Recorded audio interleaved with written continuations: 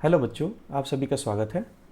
आज का हमारा जो टॉपिक है वो है जो 22 और 23 फ़ेब को 2025 का जो इस साल का मेंस का जो पेपर है। हम ये मेंस के पेपर 22 और 23 फ़ेब के दोनों शिफ्ट के मेंस के पेपर हमने कुछ कलेक्ट करे हैं जो 11th पोर्शन से रिलेटेड हैं, और आज हम उसको सॉल्व करेंगे, एनालाइज करेंगे कि हमने कितना पढ़ा और उसमें से कितने टॉपिक्स हमारे मैच हुए हैं। चलिए सबसे पहला क्वेश्चन का देखते हैं। हमारा पहला क्वेश्चन है, an air bubble of radius 1 mm।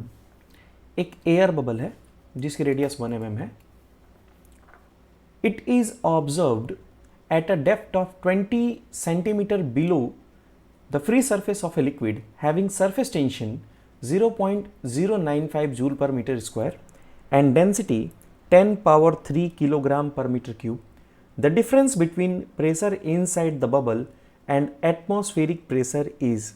आपसे बोल रहा है कि जो प्रेशर है इनसाइड, ठीक है, जो प्रेशर है इनसाइड पी आई, और जो एटमॉस्फेरिक प्रेशर है जिसे हम लोग कहते हैं पी नॉट, ये क्या बताता है आपको? Excess pressure. कोई भी बबल अगर आपके पास है, अगर कोई भी बबल आपके पास है, तो वो जो बबल होता है ना, वो बबल के अंदर एक्स्ट्रा प्रेशर होता है, उसे हम लोग एक्सेस प्रेशर कहते हैं। एक्सेस प्रेशर हम लोग कहते हैं, एक्सेस प्रेशर बबल के इनसाइड होता है। बाहर से आपका एटमॉस्फेरिक प्रेशर काम कर रहा होता है, एक अंदर से प्रेशर इसको क्या कर रहा, होल्ड कर रहा होता है। लेकिन याद रखिए, अंदर की तरफ सरफेस टेंशन की वजह से एक प्रेशर काम कर रहा होता है, कभी भी अंदर जो प्रेशर होता है वो क्या होता है, बाहर से ज़्यादा होता है। तो इनसाइड प्रेशर को कहते हैं पी आई, आउटसाइड प्रेशर को कहते हैं पी नॉट, और ये दोनों को सब्ट्रैक्ट करेंगे तो आपको पता चलेगा कि एक्सेस प्रेशर कितना है। लेकिन याद रखिएगा, ये कैसा बबल है? बबल तीन प्रकार के हो सकते हैं। जैसे सबसे पहले आपका वाटर बबल हो सकता है, ठीक है, या आपका सोप बबल हो सकता है जैसा कि हम पढ़ चुके हैं, या आपका एयर बबल हो सकता है। अब इस क्वेश्चन में आपसे बोल रहा है एयर बबल, और एयर बबल कहाँ पाया जाता है? कभी भी पानी के इनसाइड। एयर बबल कभी भी कहाँ होते हैं? लिक्विड के इनसाइड होते हैं। तो एयर बबल हमें देखना है, तो एयर बबल के लिए हमें पानी बनाना होगा, ठीक है। अब जैसे मान लीजिए कि हमारे पास एक कंटेनर है, और वो कंटेनर जो है आपका कुछ ऐसा एक कंटेनर है, इस कंटेनर में पानी है यहाँ तक, और पानी के नीचे एयर जो है वो ट्रैप हो गया है। तो ये एयर बबल अंदर ट्रैप हो गया है। तो सवाल ये है कि इस एयर बबल पर प्रेशर किस किस का लगेगा? तो सबसे पहले फ्री एंड पर एटमॉस्फेरिक प्रेशर, उसके बाद पानी के ऊपर, बबल के ऊपर इतना पानी का दबाव है, इस हाइट को h कहते हैं। तो h हाइट का प्रेशर कितना काम करेगा? h रो जी, ठीक है। और यहाँ पर इस बबल के अंदर जो एक्स्ट्रा प्रेशर है वो किसके बराबर होता है? तो excess pressure, pressure inside minus atmospheric pressure will be equal to, एक सरफेस है तो 2s अपॉन आर, और चूंकि इसके ऊपर एक एक्स्ट्रा प्रेशर वाटर का भी है h हाइट की वजह से, तो उसे हम h रो जी कहते हैं। ये हम पढ़ चुके हैं। तो यहाँ से एक्सेस प्रेशर का फॉर्मूला हम यूज़ कर रहे हैं 2 इंटू सरफेस टेंशन की वैल्यू आपको गिवन है 0.095 अपॉन जो रेडियस है, वो रेडियस दिया है आपका कितना? 1 mm। 1 mm का मतलब क्या है आपका? 1 mm का मतलब होता है 1 into 10 to the power -3 plus कितना हाइट है? 20 सेंटीमीटर। 20 अपॉन 100 कर देंगे, मीटर में कन्वर्ट हो जाएगा। Density of water 10 to the power 3, और जी की वैल्यू कितनी लेनी है? 10 लेनी है। तो यहाँ से हम कैंसल आउट कराएंगे तो कितना बचेगा? 10, ओके। 2 इंटू 95 प्लस 20 इंटू 100, ठीक है। ये आ जाएगा आपका 2000 प्लस 190, आंसर आएगा 2190। ये आपका है आंसर, यही आपका क्वेश्चन में पूछा है। नेक्स्ट क्वेश्चन देखते हैं। तो हमारा जो नेक्स्ट क्वेश्चन है वो है कि एक सैटेलाइट है जिसकी मास m/2 है, is revolving around earth in a circular orbit at a height of r/3। पृथ्वी के चारों तरफ r/3 की ऊंचाई पर, r क्या है? अर्थ का रेडियस है। तो अर्थ के रेडियस r है, और पृथ्वी से r/3 की ऊंचाई पर एक सैटेलाइट जिसकी मास m/2 है वो रिवॉल्व कर रहा है। सैटेलाइट की एंगुलर मोमेंटम जो है वो आपका गिवन है। ठीक है, क्वेश्चन में सैटेलाइट का एंगुलर मोमेंटम आपको गिवन है, तो एंगुलर मोमेंटम को कैसे रिप्रेजेंट करते हैं, एल से। ठीक है, तो एल से रिप्रेजेंट करते हैं। चलिए लिखते हैं सॉल्यूशन इसका, कैसे करेंगे इसको। सॉल्यूशन देखिए, angular momentum L is equal to, formula होता है एम वी आर, जो कि गिवन है, कितना है, कैपिटल एम, उसके बाद root over G capital M R upon X, ये वैल्यू गिवन है। आपसे पूछ रहा है कि एक्स की वैल्यू क्या होगी। तो पहले इसका बेसिक समझो। जब भी अर्थ के चारों तरफ कोई सैटेलाइट अगर घूमता है, जैसे ये मान लो अर्थ है, और अर्थ के चारों तरफ, अर्थ की रेडियस कितनी है, कैपिटल आर, अर्थ के चारों तरफ यहाँ पर कोई एक सैटेलाइट चक्कर लगा रहा है। ठीक है, तो कितनी हाइट पर है, r/3 हाइट पर है। तो अब मुझे बताओ कि अर्थ के सेंटर से सैटेलाइट के बीच की दूरी कितनी होगी। दूरी को r कहते हैं। ठीक है, वो दूरी होगी कैपिटल R प्लस r/3, जो कि कितना हो जाएगा, 4r/3। तो मुझे स्मॉल r की वैल्यू मिल गई, यानी डिस्टेंस मिल गया अर्थ और सैटेलाइट के बीच का। अब मुझे वेलोसिटी चाहिए, तो वेलोसिटी ऑफ सैटेलाइट के लिए आपने फॉर्मूला पढ़ा था, root over gm upon r, ये फॉर्मूला होता है। तो अगर ये फॉर्मूले का यूज करते हैं तो m mass of earth, r क्या है, डिस्टेंस फ्रॉम अर्थ, जो कि होगा 4r/3, 3 कहाँ आएगा, ऊपर आएगा। आपको वेलोसिटी मिल गई। अब जब आपको वेलोसिटी मिल गई है तो m क्या है, m है आपका मास of satellite, mass of satellite. तो मास ऑफ सैटेलाइट जो है वो जरा देखते हैं, small m is equal to capital M/2, ये है मास ऑफ सैटेलाइट। चलिए इस वैल्यू को पुट करते हैं, एंगुलर मोमेंटम निकालते हैं। L is equal to mvr which is equal to capital M root over z capital M r upon x। ठीक है, ये फॉर्मूला है। Mass of satellite m/2, velocity of satellite root over gm/r, जो कि है 3/4r, into सिर्फ r क्या है, वो है 4r/3। दूसरी तरफ क्या है, is equal to m times of root over gm/r upon x। तो वैल्यू को कटाइए, देखिए ये कट जाएगा। ठीक है, रूट ओवर gm से कट जाएगा। बचा क्या आपका, यहाँ बच रहा है आपका 3/4r into 4r/3, 1/2 is equal to root over r/x। ठीक है, ये 4r से 4r जाएगा, तो एक रूट ओवर 4r यहाँ बचेगा, और यहाँ कैंसिल होगा तो एक रूट ओवर 3 यहाँ बचेगा। ठीक है, ये रूट r से रूट r कैंसिल होगा, ऊपर 4 है, 4 2 आएगा रूट के बाहर, ये 2 से 2 कैंसिल हो जाएगा। तो नीचे क्या बच रहा है, 1/√3 इज इक्वल टू 1/√x, इसलिए x की वैल्यू होगी 3। ये आपका क्वेश्चन है। चलिए अगला क्वेश्चन देखते हैं। ये जो नेक्स्ट क्वेश्चन है इसमें थोड़ा सा एरर है। ये क्वेश्चन जो है आपका कुछ ऐसे है, पावर में है वैल्यू, इसको लिख देता हूँ मैं। Energy is the function of time which is equal to α⁻3 into e⁻−βt। ये है आपका इक्वेशन। ये क्वेश्चन कह रहा है कि the energy of a system is given as E is the function of time α⁻3 into e⁻−βt, where t is time and beta is equal to 0.3 per second.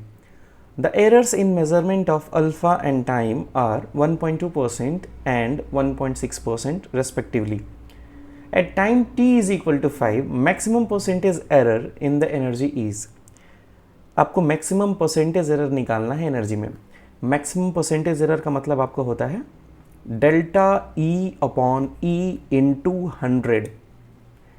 ये है आपका परसेंटेज एरर इन एनर्जी, ये आपको find करना है। आपको दिया क्या है क्वेश्चन में, आपको दिया है अल्फा में percentage error, delta alpha upon alpha into 100 is equal to 1.2%, ये गिवन है। और क्या गिवन है, आपका गिवन है टाइम में error, delta T upon T into 100 is equal to 1.6%। अब इस क्वेश्चन को सॉल्व करेंगे कैसे? सबसे पहले आप इक्वेशन लिखिए। इक्वेशन है एनर्जी का E is equal to alpha power 3 into E power minus beta T.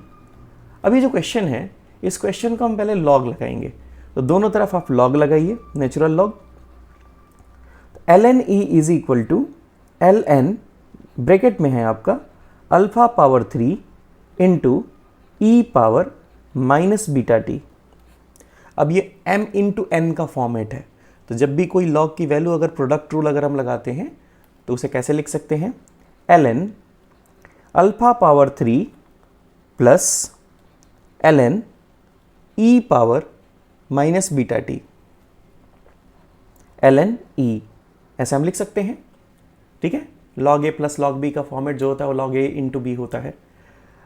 अब अगर हम इसको सॉल्व करें तो पावर क्या हो जाता है? पहले तो ये हो गया 3 बाहर, ये हो गया ln अल्फा, उसके बाद क्या है आपका प्लस, उसके बाद कभी भी ln ऑफ e अगर आप फाइंड करते हो, ln का मतलब क्या होता है? ln का मतलब होता है log जिसका बेस e है, और यहां पर जो नंबर है वो e power minus beta T है। तब उस कंडीशन में जो इसका आंसर आता है उसे पावर आता है। ये आप पहले से जानते हैं, लॉग का बेसिक जब आपको पढ़ाया गया था तो यही आपको पढ़ाया गया था। तो माइनस बीटा टी हमने यहां पर लिख दिया। एक तरफ क्या है? ln ऑफ e है। अब यहां पर करना है क्या है आपको कि डिफ्रेंशिएट कर देना है। जब डिफ्रेंशिएट करेंगे तो कभी भी डिफ्रेंशिएशन का जो रूल है वो कहता है ln या log x की जो वैल्यू होती है वो 1/x होती है। तो अगर ln e का अगर हम डिफ्रेंशिएशन करते हैं तो ये हो जाएगा 1/e, और e के रेस्पेक्ट में डिफ्रेंशिएशन है तो यहाँ डी से आप क्या करेंगे? मल्टीप्लाई। 3 इंटू ln अल्फा है तो ये आएगा 1/अल्फा, और यहाँ लिखेंगे डी अल्फा, माइनस बीटा है, t की जगह पर आप लिखेंगे dt, और अपने मन से एक टाइम ऊपर और एक नीचे आप मल्टीप्लाई कर दीजिए। इसके बाद आप काम करिए कि LHS और RHS दोनों में आप 100 से मल्टीप्लाई कर दीजिए। जब LHS और RHS दोनों तरफ आप 100 से मल्टीप्लाई करेंगे तो ऊपर आएगा d/e into 100 will be equal to 3 into D alpha upon alpha into 100 minus beta into dt upon t into 100 into time. अब जरा देखिए, यहां पर ये जो क्वेश्चन आप देख रहे हो, ये जो टॉपिक आप देख रहे हो, इसमें हम साफ देख सकते हैं कि परसेंटेज एरर का फॉर्मूला मिल चुका है। यहां देखो D alpha upon alpha into 100, यहां देखो D T upon T into 100, और यहां पर क्या है? परसेंटेज एरर इन एनर्जी, जो कि हमें फाइंड करनी है।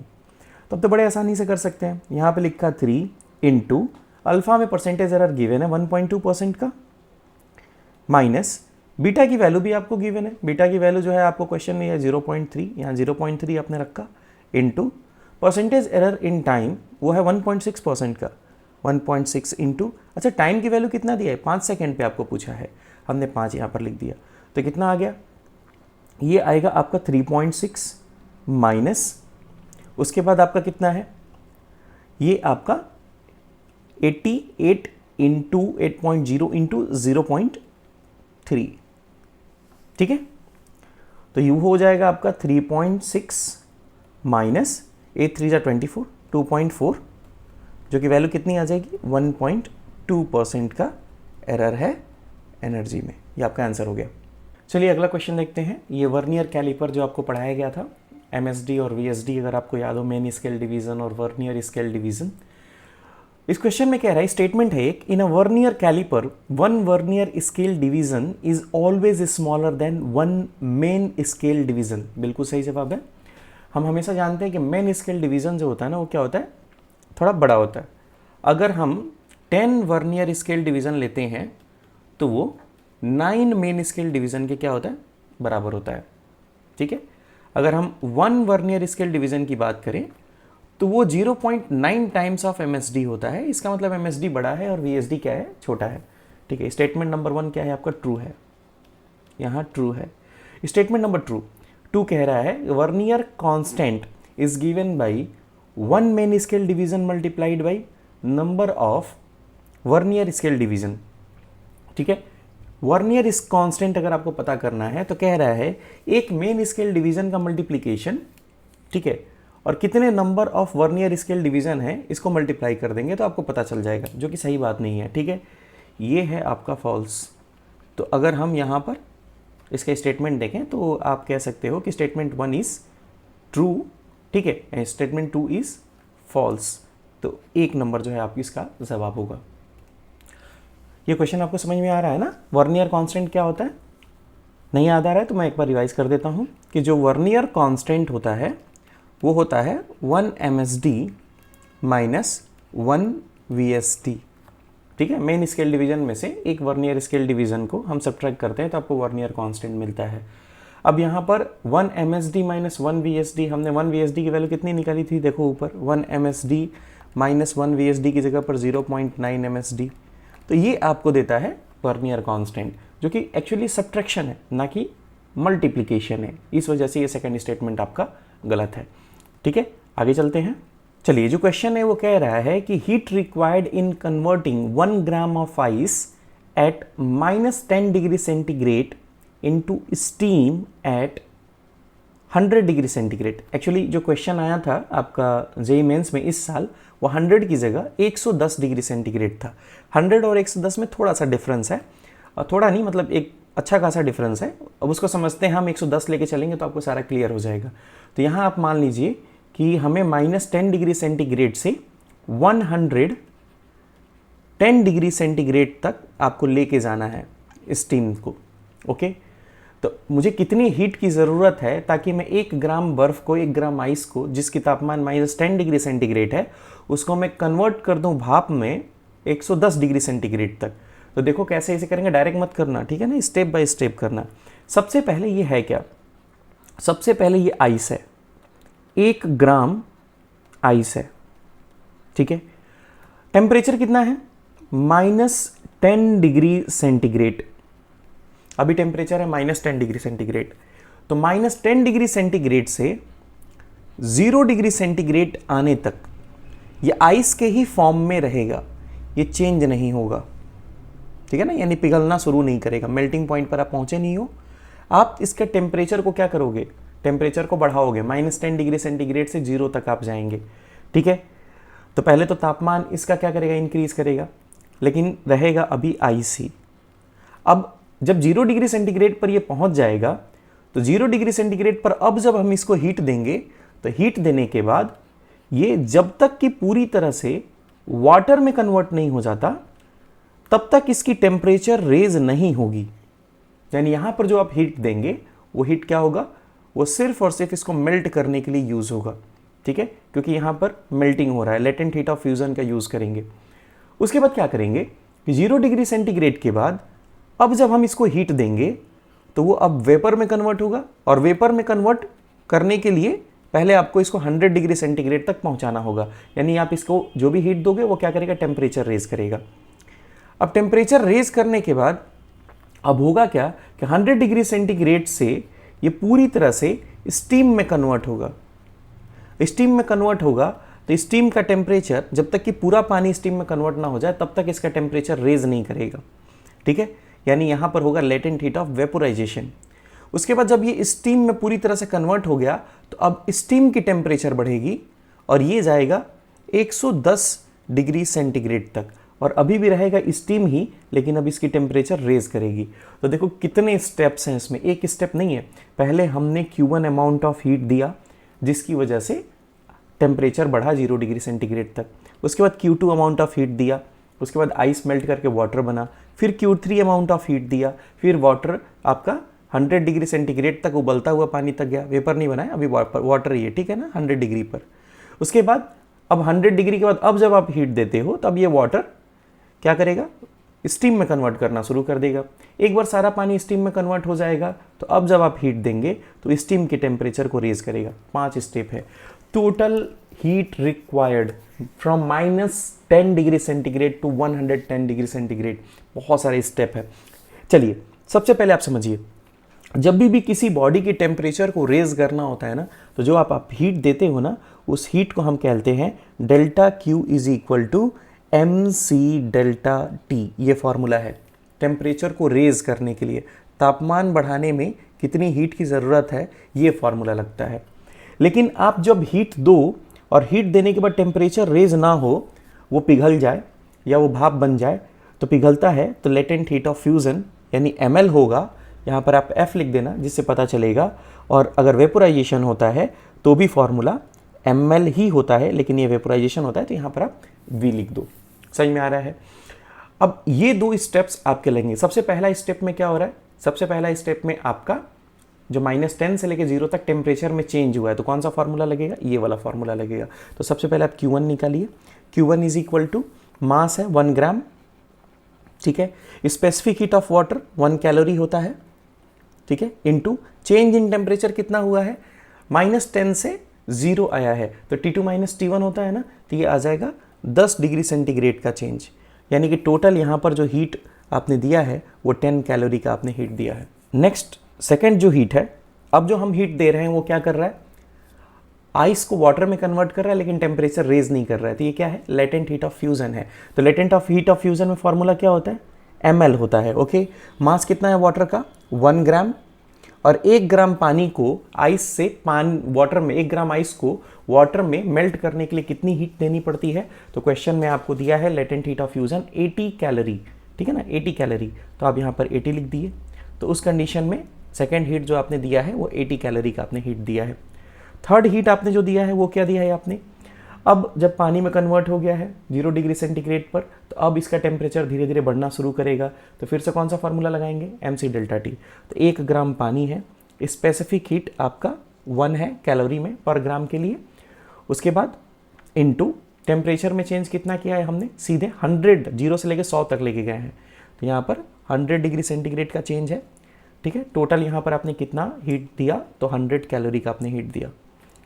चौथा स्टेप, जब आप 100 डिग्री पर पहुंच गए तो अब भाप में कन्वर्जन स्टार्ट होगा। इस दौरान तापमान नहीं बढ़ेगा। तो जो Q4 आप निकालोगे ना, वहाँ पर फिर से फॉर्मूला लगेगा ml का, मास है 1 ग्राम का, और वेपोराइजेशन के लिए जो हीट की रिक्वायरमेंट है 1 ग्राम के लिए वो है 540 कैलोरी। तो यहाँ पर आपका वेस्ट हो जाएगा 540 कैलोरी का, ठीक है, भाप बनाने में। अब एक बार भाप बन गया तो भाप बनेगा तो अब भाप की टेम्परेचर बढ़ाएंगे। टेम्परेचर बढ़ता है तो फिर से कौन सा फॉर्मूला लगता है? mc delta T. तो 1 इंटू टेम्परेचर चेंज, 10 डिग्री बढ़ाया है तो 10, तो यहाँ पर आ जाएगा आपका 10 कैलोरी। तो अब मुझे बता दीजिए टोटल हीट कितना हुआ? टोटल हीट यहाँ पर हो गया 10, 10 के बाद 80, उसके बाद 90 हो गए, 90, 190, 190 एंड 10, 200 एंड 200 और 540, ये हो जाएगा आपका 740 कैलोरी हीट की सप्लाई दी गई है, ठीक है ना। 740 कैलोरी की हीट की सप्लाई हमने दी है। बहुत अच्छा क्वेश्चन है, जेईई मेंस का 2025 का इस साल का क्वेश्चन है। 22 और 23 तारीख में ये क्वेश्चन आया हुआ था। चलिए हम अपना नेक्स्ट क्वेश्चन देखते हैं। कह रहा है a bob of mass m is suspended at a point O by a light string of length L and left to perform vertical motion, vertical circular motion का यह क्वेश्चन है, ठीक है। कह रहा है कि L लेंथ के किसी धागे के साथ हम एक m मास का बॉब बांध लेते हैं और बांध के उसे सर्कुलरली क्या करते हैं? नचाते हैं, ठीक है। देख सकते हैं एंटी क्लॉकवाइज डायरेक्शन में इसको रोटेट किया जा रहा है। जहां A पॉइंट पर जो वेलोसिटी है वो है v0, ठीक है। A पॉइंट पर वेलोसिटी क्या होती है आपकी? v0, यहाँ पर क्वेश्चन में दिया हुआ है। कह रहा है आगे कि D पॉइंट पर जब ये जाता है तो ये जो थ्रेड है ना वो स्लैक कर जाता है। स्लैक मतलब सिकुड़ जाता है। ऊपर जाने पर मिनिमम इस पे टेंशन काम करता है, धागे पर तनाव, जिसकी वजह से स्लैक करता है। कह रहा है कि B पॉइंट पर जब पहुंचता है तो 60 डिग्री का एंगल बनाता है, जबकि C पॉइंट पर जब ये पहुंचता है तो यहीं से काउंट करते हैं नीचे से, तो ये हो जाएगा आपका 120 डिग्री सेंटीग्रेड एंगल में ये एंगुलर डिस्प्लेसमेंट कवर करता है। कह रहा है कि रेशियो ऑफ काइनेटिक एनर्जी आपको फाइंड करना है B और C पॉइंट का। मतलब B पॉइंट पर बॉल का काइनेटिक एनर्जी कितना था और C पॉइंट पर बॉल का काइनेटिक एनर्जी कितना था, ये फाइंड करना है। अब कर तो बहुत आसानी से सकते हैं, बस इसको थोड़ा सा आपको समझना होगा। कैसे समझेंगे? जैसे देखो, जैसे यहाँ पर एक बॉब है जिसकी मास m है, तो इसकी टोटल वेट कहाँ काम करती है? नीचे। नीचे लिख दिया mg। 60 डिग्री पर अगर आप इसे ब्रेक करोगे तो ये हो जाएगा इधर क्या? mg cos 60 डिग्री यहाँ आ जाएगा, और आप नीचे की तरफ अगर आप देखोगे तो इधर आ जाएगा आपका mg साइन 60 डिग्री।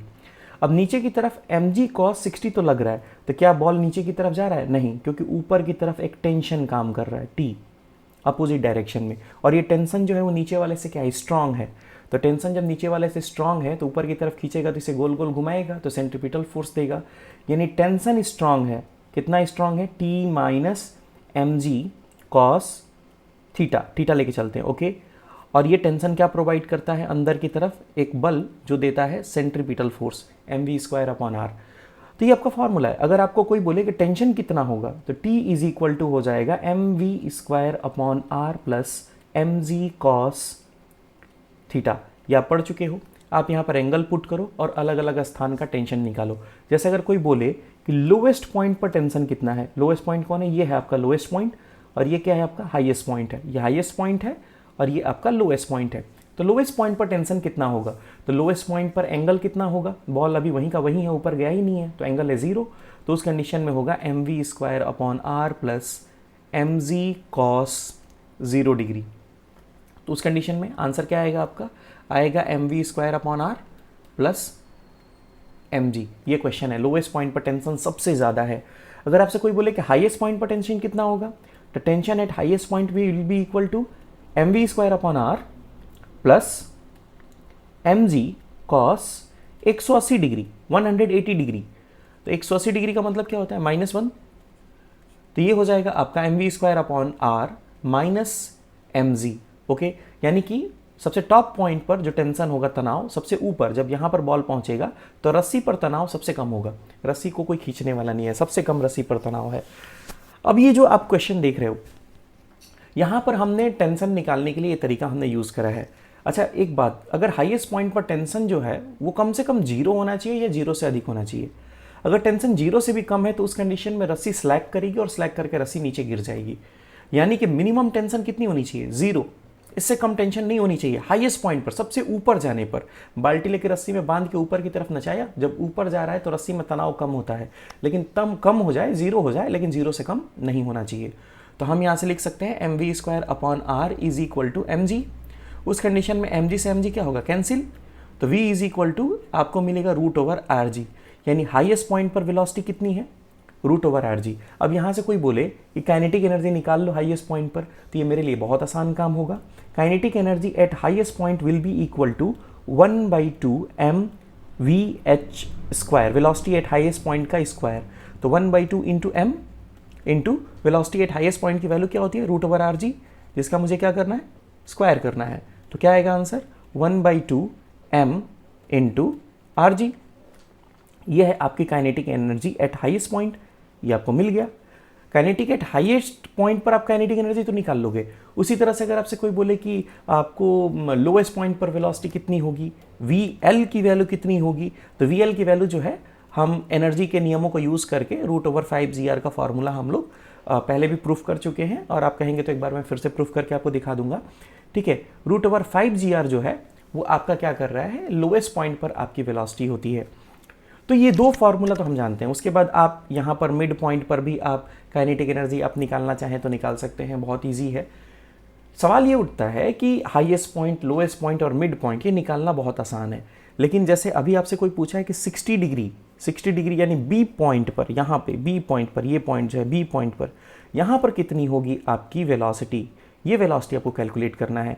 या कोई बोले सी पॉइंट पर आपकी कितनी वेलोसिटी होगी, सी पॉइंट पर आपकी कितनी वेलोसिटी होगी, ये कैलकुलेट करना है कि कैसे हम किसी भी पॉइंट पर, मतलब सिर्फ lowest and highest and mid point पर वेलोसिटी नहीं निकालना है। वैसे तो लोएस्ट पॉइंट पर कितना होता है? √5gr, हाईएस्ट पॉइंट है √gr। अब अगर आप किसी भी पॉइंट पर, जैसे बी पॉइंट पर आपको वेलोसिटी निकालना है, यहाँ पर आपको वेलोसिटी एट बी पॉइंट आपको कैलकुलेट करना है, तो वो कितना होगा, इसके लिए कौन सी वैल्यू होगी एंगल के अनुसार, ये हमें देखना है। तो उसको देखने के लिए सबसे पहले आप ज़रा देखिए यहाँ पर एंगल कितना है। मान लेते हैं यहाँ पर थीटा एंगल है, तो अगर यहाँ पर आप थीटा एंगल आप मानते हैं तो ये वाला साइड जो है वो क्या है? आपकी रस्सी की लंबाई है, जिसे हमने r मान लिया, और ये जो एंगल है इसे आपने थीटा कहा, ठीक है। अगर इस एंगल का अगर आप कॉस वैल्यू लेते हो, कॉस थीटा, तो cos theta is equal to base upon hypotenuse, ठीक है। ये आपका बेस है, ये आपका हाइपोटेनस है। तो बेस अपॉन हाइपोटेनस की जगह पर आर, तो बताइए मुझे बेस की वैल्यू कितनी हुई, वो हो गई आर कॉस थीटा। तो अब आपको बेस की वैल्यू मिल गई।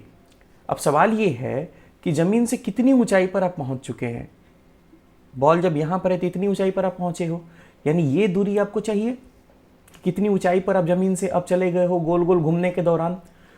तो हाइट आपको निकालना है, और हाइट कैसे निकलेगा, टोटल लेंथ कितना था, आर था, टोटल रस्सी की लंबाई क्या थी, आर थी।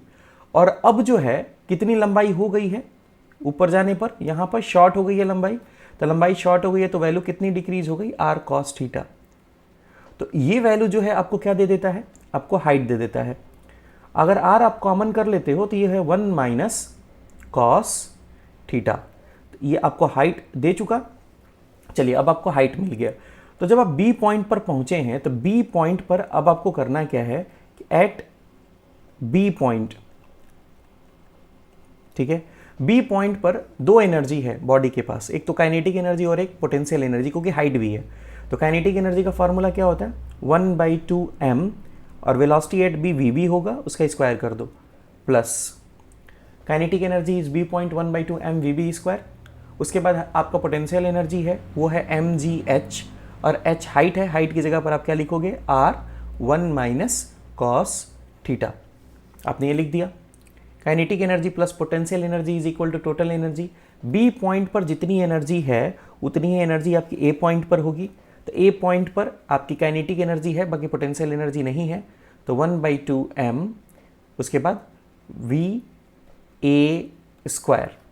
क्यों यहाँ पर पोटेंशियल एनर्जी नहीं है, क्योंकि हाइट नहीं है, हाइट जीरो ले रहे हैं तो पोटेंशियल एनर्जी जीरो हो जाएगा। ओके, चलिए अब हम करते क्या हैं कि इस इक्वेशन में जो भी वैल्यू हमारे पास है वो हम कुछ कॉमन ले सकते हैं। जैसे कि पहले तो मास को हम कॉमन लेके कटा सकते हैं, दोनों तरफ मास को हमने कटा दिया।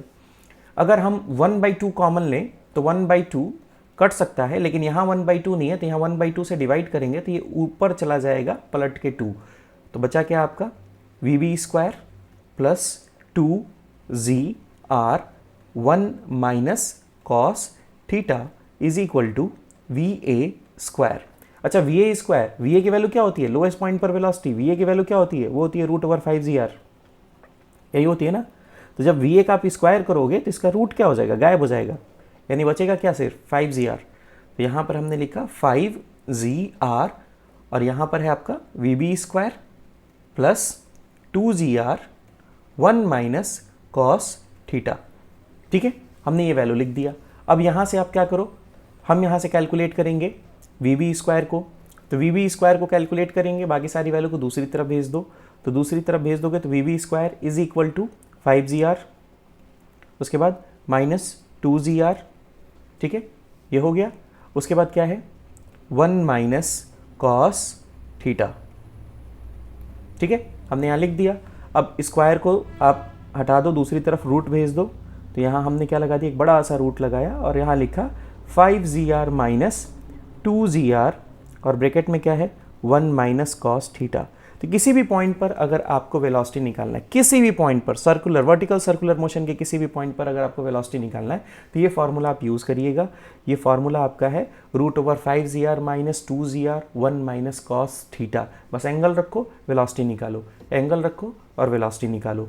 तो अब चलिए इस क्वेश्चन के आधार पर, इस फॉर्मूले के आधार पर इस क्वेश्चन को सॉल्व करते हैं। ठीक है, बेसिकली आपको ये पहले से पता होगा, आप एग्जाम में बैठ के ऑब्वियसली ये सब आप डिराइव नहीं करेंगे, क्योंकि आप डिराइव करेंगे तो आपके पास टाइम नहीं बचेगा। ये पहले से आपको पता होगा, क्योंकि मैं एक्सप्लेन कर रहा हूँ, इस वजह से मैंने आपको बेसिक से मैंने स्टार्ट कर रहा है कि आपका एक बार रिवीजन भी हो जाए और आपका एक बार क्वेश्चन भी सारे कंप्लीट क्लियर हो जाए।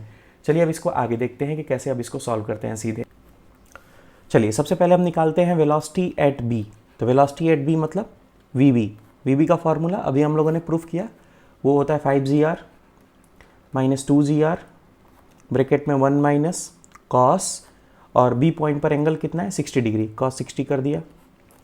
ठीक है, उसके बाद वेलोसिटी एट सी पॉइंट, ये है √5gr minus 2gr 1 minus cos, यहाँ एंगल है 120 डिग्री, क्योंकि ऊपर से 60 है तो नीचे से 120 होगा, क्योंकि टोटल 180 है।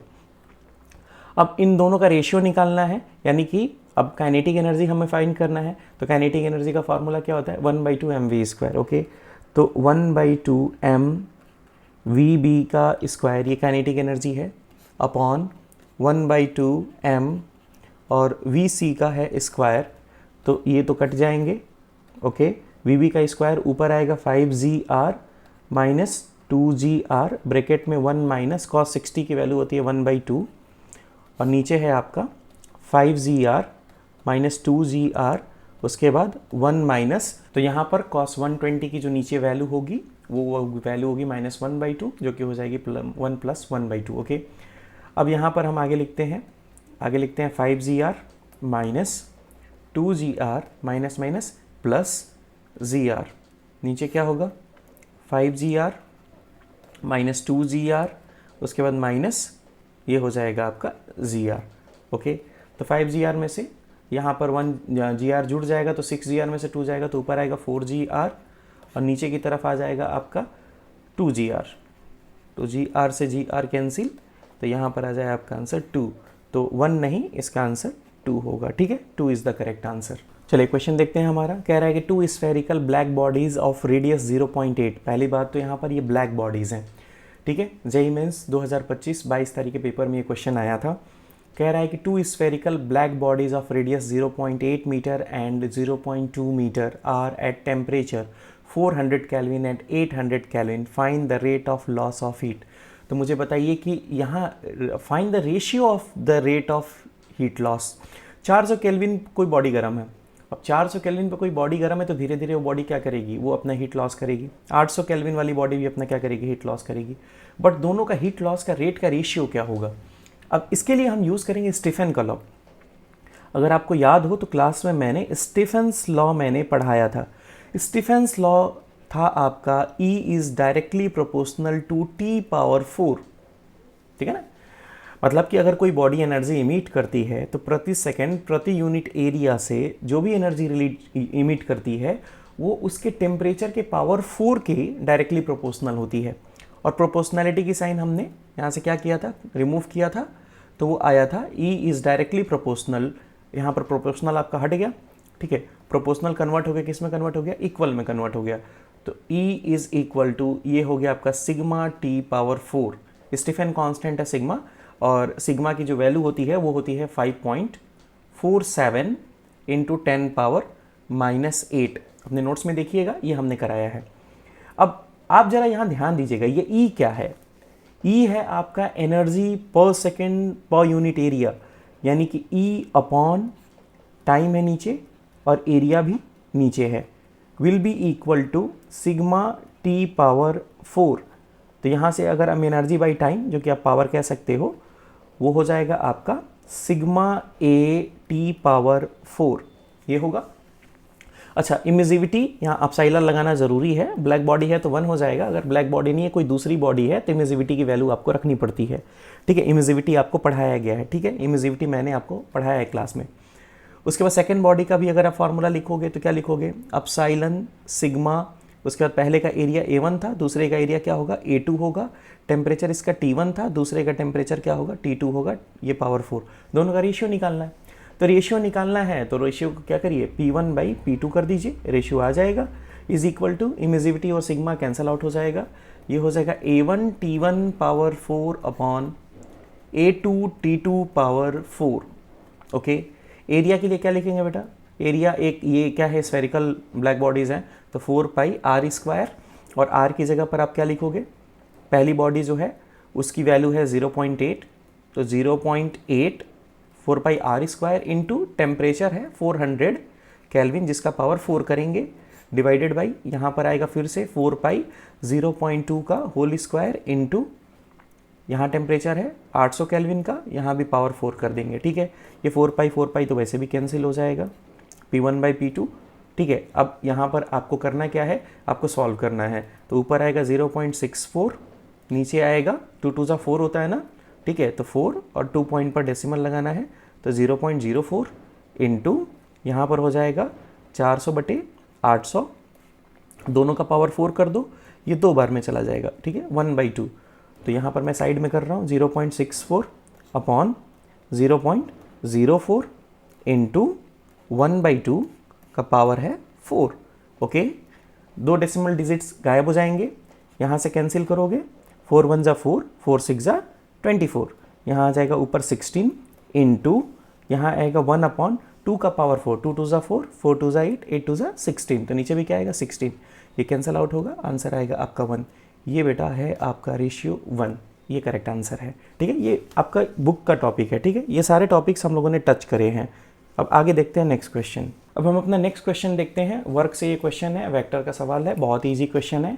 कह रहा है कि एफ फोर्स लगाने पर जो डिस्प्लेसमेंट होता है वो गिवन है, वर्क आपका पार्टिकल पर 0 है, बी की वैल्यू फाइंड करनी है। अच्छा, वर्क जो होता है एक स्केलर क्वांटिटी होता है, ये वेक्टर्स के डॉट प्रोडक्ट होते हैं, एफ डॉट एस।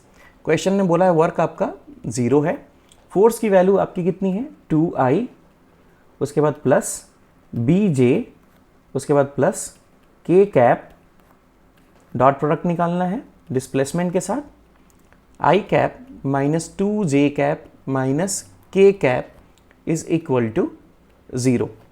ओके, तो यहाँ 2 1 ज़ा 2 हो जाएगा, उसके बाद प्लस माइनस माइनस, उसके बाद 2b, उसके बाद -1 will be equal to 0, 1 minus 2b is equal to 0, तो 1 इज इक्वल टू 2b, तो b is equal to 1/2। Second number option. देखो ये जेईई मेंस में क्वेश्चन आ रहे हैं, इतना इजी इस बार का पेपर आया है। आपको जितना टॉपिक हम लोगों ने टच करा है उसमें से जितने कॉम्प्लेक्स हमने क्वेश्चंस करे थे उतने क्वेश्चंस टफ तो इसने टच भी नहीं करे हैं, एकदम ऊपर ऊपर चल रहा है। मतलब आप देख सकते हो ये जेईई मेन के लेवल का पेपर जो है वो 22 और 23 का वो काफ़ी ईजी है। मतलब आप इजीली आप इस क्वेश्चन को कर सकते थे, बहुत ही आसान क्वेश्चन है, ये मुझे बताने की ज़रूरत नहीं है। अब क्वेश्चन ये कह रहा है कि a closed organ and an open organ tube. Organ tube आप पढ़े हैं, ऑर्गन ट्यूब आपको पढ़ाया गया है, एक क्लोज्ड ऑर्गन ट्यूब है और एक ओपन ऑर्गन ट्यूब है। क्लोज ट्यूब में होता क्या है फॉर्मेशन, आप ज़रा देखिए मैं बना रहा हूँ, ये कुछ ऐसे फॉर्मेशन होता है, नोड और एंटी नोड का फॉर्मेशन होता है। यहाँ पर आपका एंटी नोड है और एक आपका नोड है। यहीं ओपन ट्यूब जो होगा ना, ओपन ट्यूब में जो फॉर्मेशन होगा वो डिफरेंट होगा। ओपन ट्यूब में फॉर्मेशन कैसा होता है, ओपन ट्यूब में फॉर्मेशन कुछ ऐसा होता है। ठीक है, ओपन ट्यूब में कुछ ऐसा फॉर्मेशन होता है और क्लोज ट्यूब में कुछ ऊपर वाला जो फॉर्मेशन हमने बनाया है कुछ ऐसा होता है। अब यहाँ पर मैं यहाँ पर बोल रहा हूँ कि जो वाइब्रेशन है ना उसकी जो लेंथ है, ठीक है, फंडामेंटल मोड ऑफ वाइब्रेशन या नॉर्मल मोड ऑफ वाइब्रेशन जिसे हम लोग कहते हैं, ये हम लोगों ने पढ़ा था, मैंने आपको पढ़ाया है। फंडामेंटल या आप इसे नॉर्मल मोड ऑफ वाइब्रेशन कहते हैं, मोड ऑफ वाइब्रेशन आप इसे कहते हैं।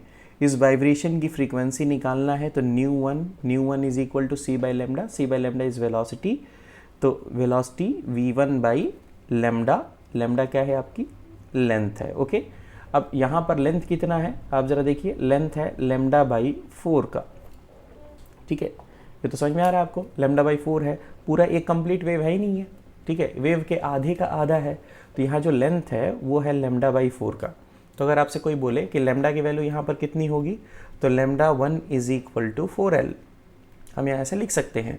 तो इसी को आगे अगर हम बढ़ाएंगे तो हम लिखेंगे वेलोसिटी अपॉन 4L। ठीक है, अब आप इसे L1 कह दीजिए, क्योंकि क्लोज मोड है तो आप इसको L1 यहाँ पर कह दीजिए। अब इसी क्वेश्चन में फंडामेंटल मोड के बाद जो है वो सेकेंड मोड ऑफ वाइब्रेशन या थर्ड मोड ऑफ वाइब्रेशन जब आप कैलकुलेट करते हो तो थर्ड मोड ऑफ वाइब्रेशन में यहाँ पर कैसे बनता है यही ग्राफ, ज़रा इसको मैं मिटा के फिर से आपको दिखा देता हूँ। जैसे ये मैंने इरेज कर दिया, अब यहाँ पर फिर से देख लीजिए वो कैसे बनेगा। यहाँ से ऐसे ऊपर की तरफ जाएगा, ओके ऐसे, फिर ऐसे नीचे की तरफ आएगा ऐसे, फिर ये कुछ ऐसे है, एक ऐसा फॉर्मेशन होता है। ये कंडीशन हमेशा एक क्लोज्ड एंड पर यहाँ के पार्टिकल्स वाइब्रेट नहीं करते हैं, यहाँ के पार्टिकल्स मैक्सिमम वाइब्रेट करते हैं। तो यहाँ पर आप जैसे देख लीजिए नोड का फॉर्मेशन कितना है और एंटी नोड का फॉर्मेशन कितना है, दो नोड हैं और यहाँ पर आपके दो एंटी नोड के फॉर्मेशन भी आपके हो रहे हैं। ये क्लोज्ड ऑर्गन में ऐसा कंडीशन बनता है। जब क्लोज्ड ऑर्गन में जब यहाँ पर इसके वाइब्रेशन की बात करें तो यहाँ पर लेंथ कितनी है, यहाँ पर लेंथ हम टोटल लेंथ कितना मान लेंगे, L मान लेंगे फिर से। अब इसकी लेंथ अगर आपने L मान लिया तो बताओ इसके अंदर कितना वेव है। तो पहले तो ये हाफ वेव है, आप ज़रा देख सकते हो, एक वेव नहीं है, वेव का आधा है।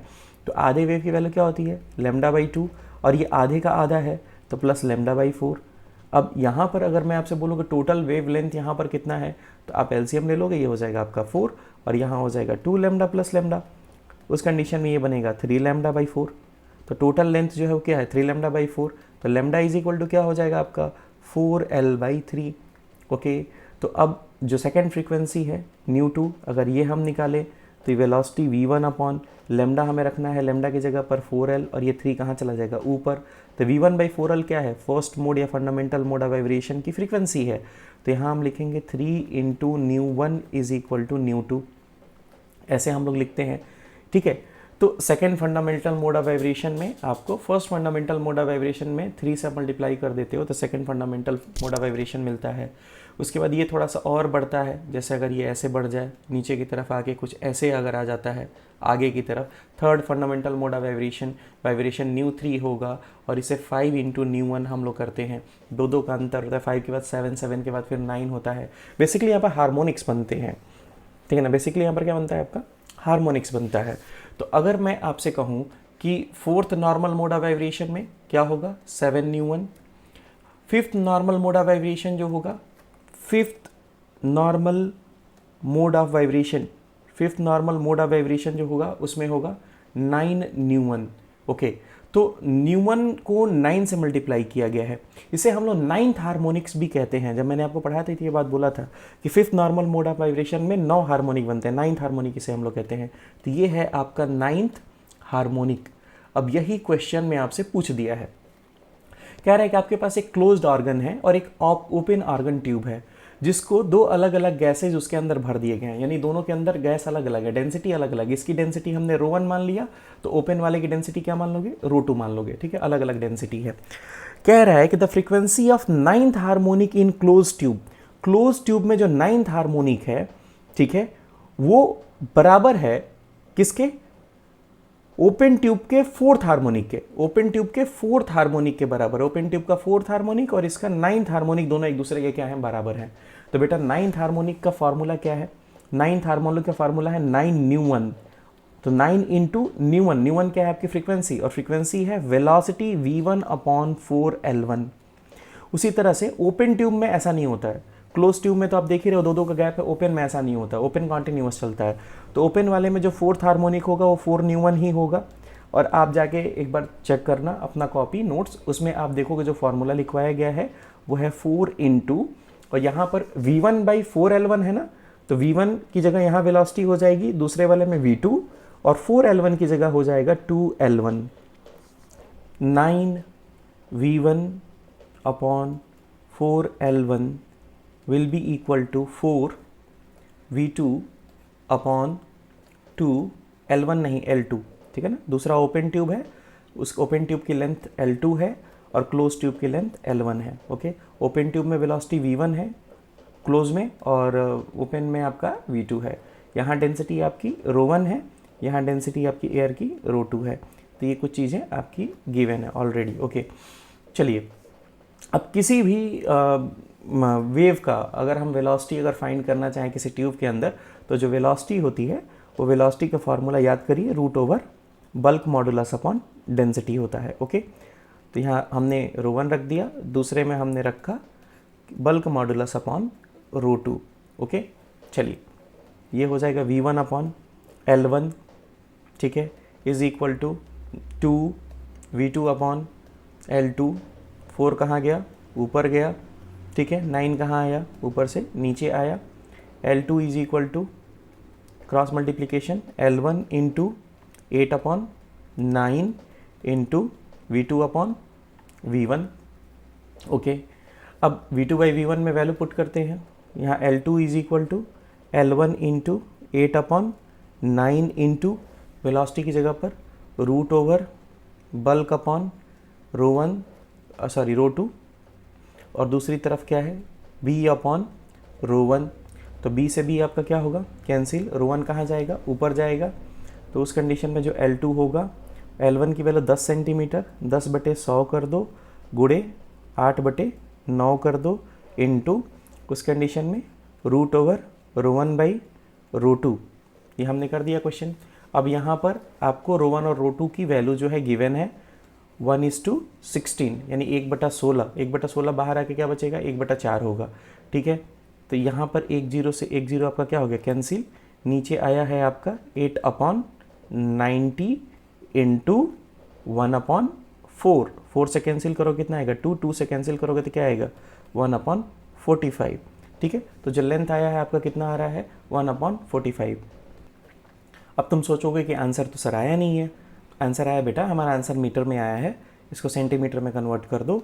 L2 is equal to 1/45 into 100 कर दोगे, आंसर आ जाएगा कितना 5 से 5 9 45, 5 2 10 20, 20/9 centimetre. This is your answer, option number C is correct. चलिए नेक्स्ट क्वेश्चन देखते हैं। कह रहा है कि एक स्मॉल रिजिड स्फेरिकल बॉल है जिसकी मास कैपिटल M है, इसको हम एक लॉन्ग वर्टिकल ट्यूब जिसके अंदर ग्लिसरीन मौजूद है उसके अंदर ड्रॉप करते हैं। बॉल की जो वेलोसिटी है कुछ समय के बाद कांस्टेंट हो जाती है। कह रहा है कि जो ग्लिसरीन की डेंसिटी है वो बॉल की डेंसिटी से आधी है। बताइए बॉल के ऊपर कितना विस्कस फोर्स काम करेगा। अब ये तो सीधे तौर पर स्टोक्स लॉ है भाई, कांस्टेंट वेलोसिटी की अगर बात आ गई ना, ठीक है, वेलोसिटी कुछ समय के बाद कांस्टेंट हो जाती है, यानी बॉडी के ऊपर कोई फोर्स नहीं काम करता, इक्विलिब्रियम का कंडीशन है। एक बॉल जब किसी भी फ्लूइड के अंदर जाता है ना तो ऊपर की तरफ काम करता है सबसे पहले अप थ्रस्ट बायोन फोर्स, और क्या काम करता है विस्कस ड्रैग, और नीचे की तरफ क्या काम करता है बॉडी का वेट W। और जब ये अपवर्ड फोर्स और डाउनवर्ड फोर्स इक्वल हो जाते हैं तो बॉडी पर कोई फोर्स नहीं काम करता, तब ये बॉडी या तो रेस्ट में रह सकती है या कांस्टेंट वेलोसिटी से मूव कर सकती है। तो जब कोई बॉडी किसी लिक्विड में कांस्टेंट वेलोसिटी से मूव करती है तो वहाँ पर ये सारे फोर्सेस एक दूसरे को कैंसल आउट करते हैं। तो हम लिखेंगे थ्रस्ट का फोर्स प्लस विस्कस ड्रैग और वेट ये बराबर होंगे।